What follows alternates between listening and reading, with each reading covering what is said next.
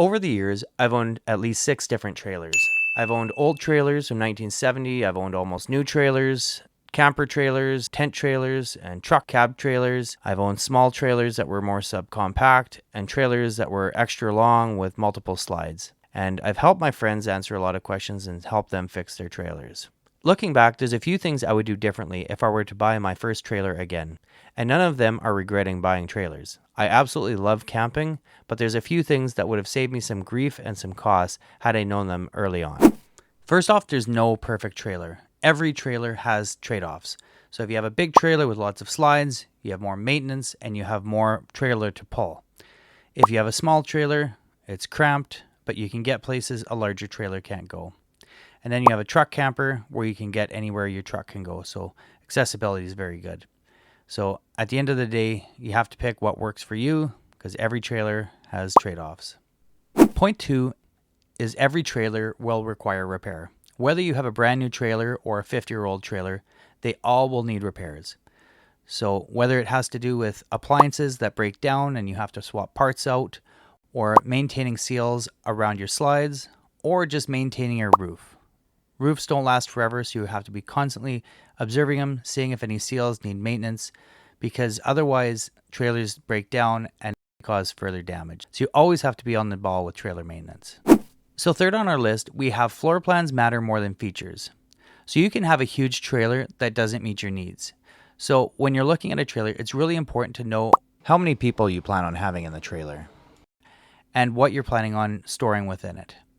I once had a smaller trailer that had bunks, and it was absolutely perfect for us at the time because we needed a trailer that was light to pull behind the SUV at that time, and it was really good to have a trailer that could just get in and out with a single axle, and it served all of our purposes. As we grew and had more needs, we got a bigger trailer, and it also had bunks, but had more living space and allowed us to haul more things like bikes, scooters, and all the works that come with growing families.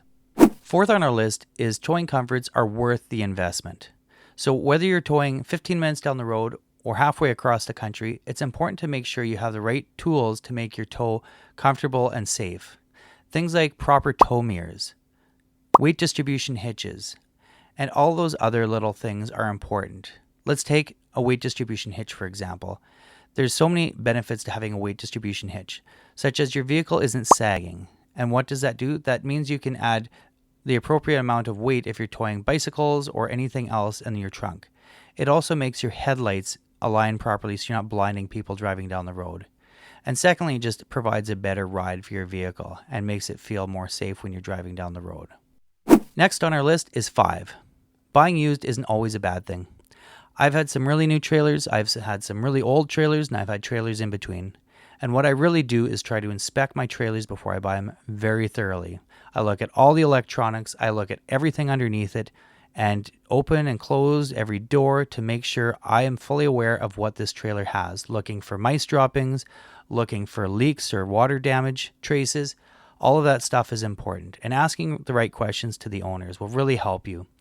One rule of thumb I have is I never overpay for a trailer, because then if my needs change, I can sell that and buy a different trailer without losing my shirt. And that's something I would stress on anyone buying a new trailer, is definitely don't overpay for a trailer. 6. Storage is way more important than you think. I've had some huge trailers where you haul way too much stuff, and I've also had small trailers where you have to be really smart about what you bring. And if you have a big family or a small family, and pets, that can impact how much you can haul in your tow vehicle. So it's really important to know what your needs are before you buy a trailer. 7. Maintenance never ends. Not in a scary way, but there's a lot of maintenance on a trailer. So if you live somewhere where it gets cold in winter, you have to winterize and de-winterize your trailer. You also have to maintain your water system, and there's a lot of little things that are easy. There's lots of videos on YouTube, but it takes time. So depending on your level of maintenance and commitment to doing maintenance, that's something you need to consider when you buy a trailer. 8. Camping is what you make it. Some of our best memories were not in our nicest trailer. One memory that stands out is when we did an impromptu trip up north. We threw some gear in our small car, took the kids, and explored some new areas we'd never explored before. And it was fantastic. We loved it. So whether you like kayaking, hiking, or anything else, that's what makes camping enjoyable. Not having a larger or fancier trailer. 9. Don't chase the perfect trailer.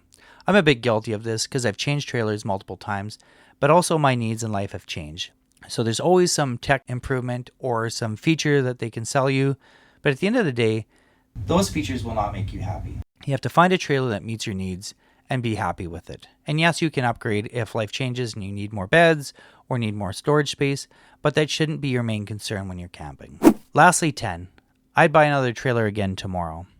After having owned many RVs and trailers, I would buy one without hesitation.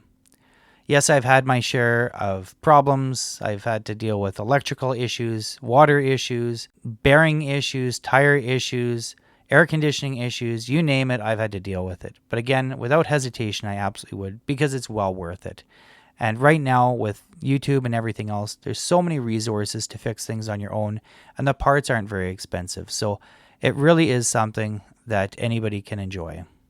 But here's the thing. Those are all the memories that stick with me. What I remember are the places we've been, the evenings around the campfire, the laughs with family and friends, the fishing trips, and getting away from the normal routine for a few days. Every trailer I've owned has taught me something different. Some were tiny, some were much bigger, and some were older, and some were newer.